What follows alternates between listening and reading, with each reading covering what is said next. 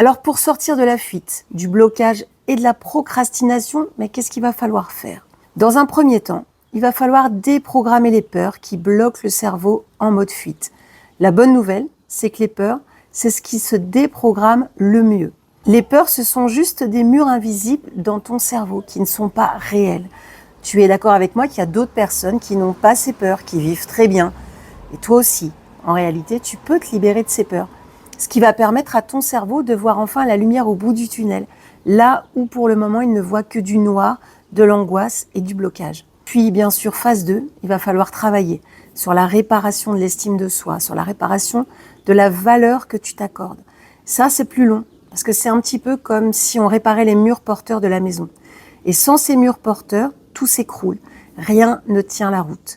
Réparer l'amour de soi, ça ne veut pas dire se vouer un culte. Ça veut juste dire se donner le droit d'être heureux, se donner le droit d'être heureuse, s'autoriser à être bien dans sa tête comme dans son corps, s'autoriser à se plaire dans le miroir, à s'aimer et à être aimé. Cet amour de soi et cette estime de soi, c'est le noyau central, c'est le moteur de tout. Ça prend un peu de temps pour se réparer et se reconstruire, mais c'est la pièce centrale qui change tout.